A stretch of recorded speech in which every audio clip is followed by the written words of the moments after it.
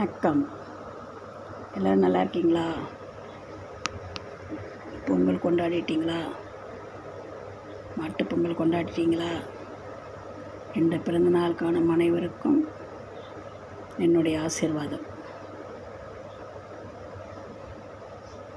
நேற்றைக்கும் இன்றைக்கும் சாப்பிட்டே ஜாலியாக வீட்டில் இருந்துட்டோம். நாளைக்கு எங்கே போகலாம்? பிளான் பண்ணிட்டீங்களா? பிளான் பண்ணுங்க. கையில் பணம் நிறைய இருந்தால் அதற்கேற்ற இடம், குறைவாக இருந்தால் அதற்கேற்ற இடம், அதற்கும் குறைவாக இருந்தால் பட்ஜெட்டுக்கேற்றாற்போல் இருக்கவே இருக்கிறது நம் மெரினா பீச். குழந்தைகள் எல்லாம் சந்தோஷமாக அழைத்து செல்லுங்கள். அதேபோல் அங்கு சென்றவுடன் ஜாக்கிரதையாக பார்த்தும் கொள்ளுங்கள். ஏனென்றால் அந்த காலத்தில் எல்லாம் எங்களையெல்லாம் எங்கள் அப்பா அழைத்து செல்வார். பொருட்காட்சி காட்டிவிட்டு முதலில் பீச்சு, பிறகு பொருட்காட்சி. இரவு 8 மணி ஆகும். அழைத்து காட்டிவிட்டு வந்து விடுவார். அப்பொழுது அந்த பொருட்காட்சியை காண்பதற்கு எதற்காக என்றால், அங்கு வைத்திருக்கும் அவர் வேலை பண்ணி அவர் பஸ் பிடிசியில் வேலை செய்தார்.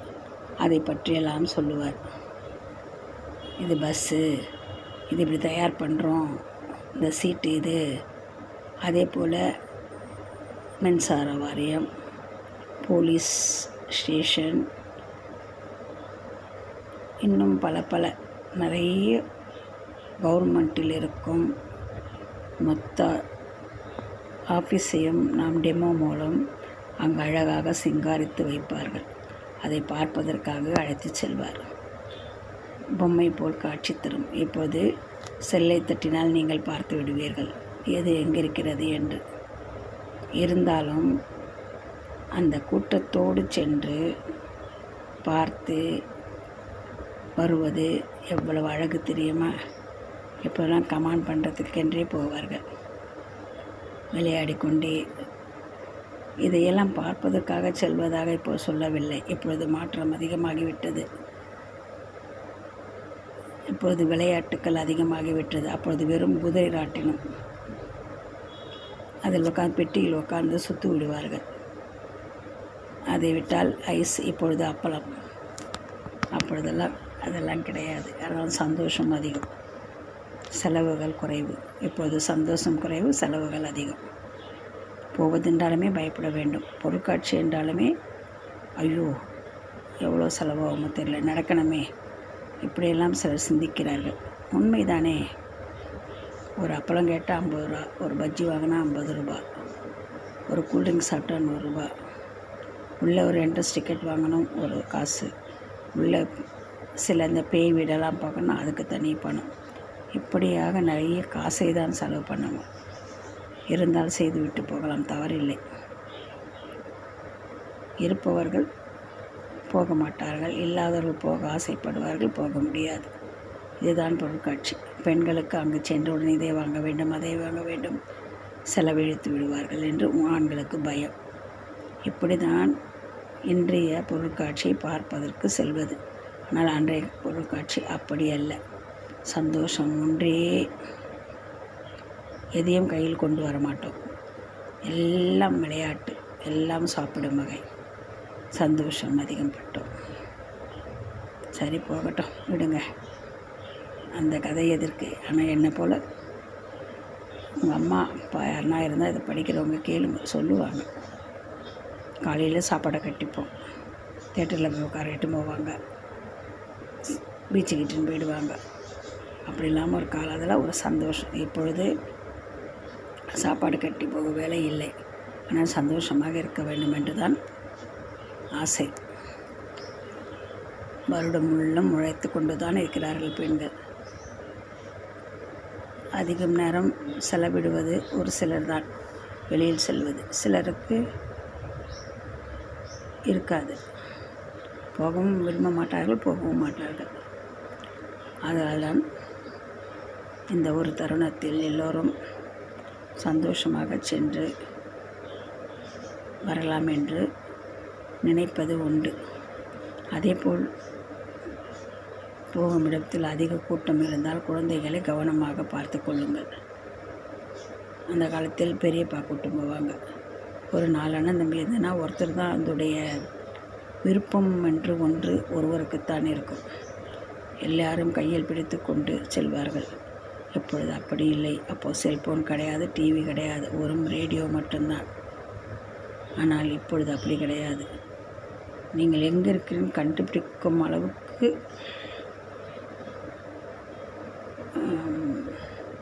செல்ஃபோன் வந்துவிட்டது. அதனால் எவ்வளவு இருந்தாலும் சந்தோஷம் என்பது வருடத்திற்கு ஒரு முறை இதுபோல் தினத்தில் வரும். அதிலும் நாளைக்கு பிறந்த நாள் கொண்டாடும் அனைவரும் மாண்புமிகு முதலமைச்சர் எம்ஜிஆர் அவர்களின் பிறந்த நாள். நல்லா இருக்க வேண்டும், நாடு முன்னேற என்று சொன்னவர். அதுபோல் நாம் எல்லோரும் நல்லா இருக்க, நாடு முன்னேற, நாம் முன்னேற, நம் குழந்தைகளும் முன்னேற என்றும் சந்தோஷமாக இருங்க. சிலர் கோவிலுக்கெல்லாம் செல்வார். அஷ்டலட்சுமி கோவில், அதிக தூரத்தில் உள்ள கோயிலுக்கு செல்வார்கள். அதுவும் ஒரு வித பயணம்தான். விளையாட்டுக்கு மட்டும் பயணம் என்று சொல்ல முடியாது. வெளியில் செல்வதும் பயணம்தான். அதுவும் இந்த முறை அதற்கு தகுந்தால் போல் வியாழன், வெள்ளி, சனி, ஞாயிறு 4 நாட்கள் லீவு வந்துவிட்டது. ஊருக்கு சென்றிருப்பவர்கள் செல்வார்கள். நமக்கு எந்த ஊரும் கிடையாது. சென்னை வாசிகள் சுற்றி வந்தால் சைதாப்பேட்டை, அதை விட்டா மன்னார்பேட்டை, அதை விட்டா வண்டலூர், இப்படி நம் சென்னையை சுற்றியே நாம் வாழ்வதனால் ஒருவரை ஒருவர் பார்த்து கொள்ள முடியாது. பொங்கல் என்பது இறைவனுக்கு நாம் கொடுக்கும், நமக்கு படியளக்கும் இறைவனுக்கு நன்றி சொல்வது. மாட்டுப் பொங்கல் என்பது மாடு உழுது அதனுடைய கால்பட்டால் தான் நமக்கு சோறு கிடைக்கிறது. இரண்டாவதாக சென்னை வாசிகள் அந்த மாடை வைத்து எவ்வளவு பேர் பிழைக்கிறார்கள்.